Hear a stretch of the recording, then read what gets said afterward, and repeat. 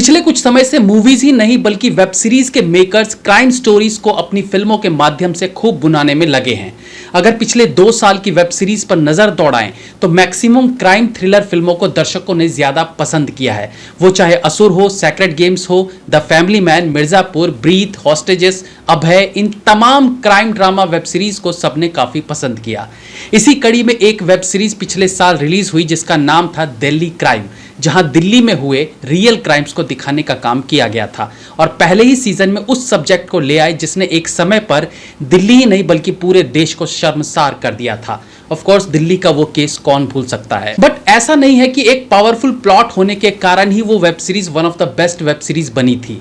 Of course उसमें काम करने वाले एक्टर्स, वेब सीरीज के डायरेक्टर, टेक्नीशियंस सबने अपने अपने डिपार्टमेंट में बेहतरीन काम किया था।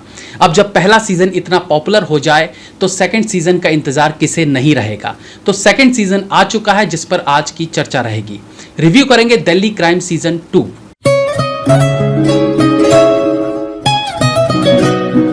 शेफाली शाह, रसिका दुग्गल, राजेश तेलंग, गोपाल दत्त की ये जोड़ी सीजन 2 में एक ऐसे केस को सुलझाने में अपना दिमाग खपाते हैं जिसे लेकर एक बार फिर दिल्ली में दहशत का माहौल था। इस बार कातिलों के निशाने पर थे अमीर बुजुर्ग दंपत्ति जो अकेले रहा करते थे। पहली बार ही एक साथ 4 मर्डर पुलिस महकमे को हिला डालता है और फिर शुरू होती है इन्वेस्टिगेशन की उतार चढ़ाव और बहुत से गुनहगारों और बेगुनाहों को पकड़े और फिर छोड़े जाने का सिलसिला, और अंततः पुलिस टीम असली कातिलों को धर दबोचती है। शुरुआत करना चाहूंगा स्क्रीन प्ले से। नॉर्मली वेब सीरीज में कहानी को डिटेलिंग में दिखाते दिखाते आगे बढ़ाया जाता है।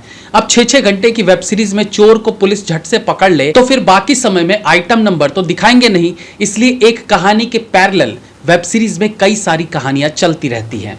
पुलिस वाले इन्वेस्टिगेशन कर रहे हैं तो केवल इतना नहीं दिखाया जाएगा कि वो क्राइम सीन्स पर क्या क्या क्लूज इकट्ठे कर रहे हैं, बल्कि उसके पर्सनल लाइफ में बीवी से जो डिवोर्स होने वाला एंगल है उसे भी ऑडियंस को दिखाया जाता है। अच्छा, आजकल के हर वेब सीरीज में पुलिस वाला हीरो हो या हीरोइन हो, उनका अपने पति या पत्नी से कभी अच्छे संबंध नहीं दिखाए जाते।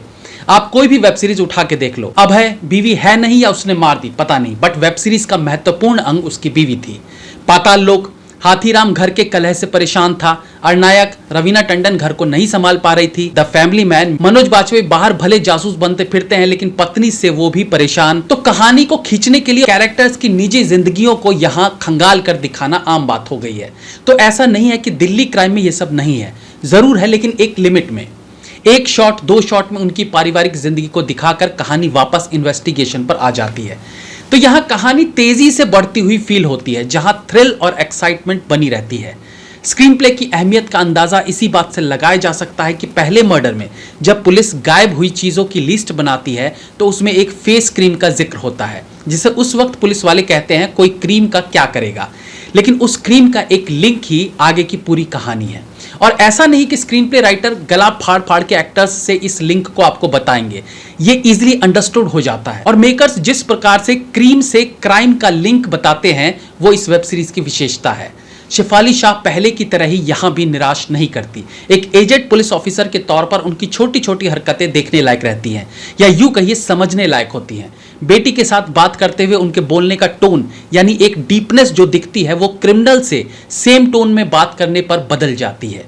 कई बार वो इतनी थकी हुई फील होती है कि लगता है पुलिस ऑफिसर होके इतना लेजीनेस कैसे, लेकिन चेजिंग सीन में फिर उनकी फुर्ती देखने लायक होती है जो फील कराता है कि हर सिचुएशन के लिए अलग तरह का जेस्चर्स कितना जरूरी है। इनके अलावा रसिका दुग्गल, राजेश तेलंग, आदिल हुसैन और गोपाल दत्त का काम भी सराहनीय है। वेब सीरीज में एक और एक्ट्रेस है जो आपको आकर्षित कर सकती है जिसका नाम है तिलोत्तमा शोम। कम सीन में भी वो अपने अभिनय से आपका ध्यान खींचेंगी। उनका जिस तरह का कैरेक्टर वेब सीरीज में था आई गेस उसे निभाना आसान नहीं रहा होगा। एक साइकोपने से भरा किरदार में भी एक्टर्स आसानी से निभा ले, लेकिन साइकोपने के साथ एक आम महिला की तरह उड़ान भरने की चाह, इन दोनों सोच को साथ में लेकर परफॉर्म करना आसान काम नहीं है। उनका काम बहुत अच्छा है।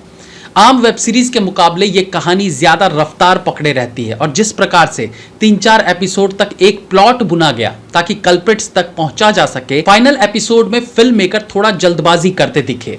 कहानी इंटरेस्टिंग थी और आई थिंक कि इसमें स्कोप था कि इसे थोड़ा और खींचा जा सके with thrill and excitement.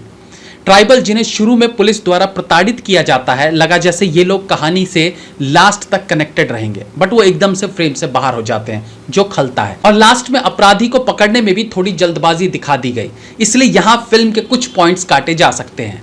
Direction अच्छा है, सिनेमेटोग्राफी ठीक है, बीजीएम एवरेज है। मेरी तरफ से 3.5 star. Have a nice day.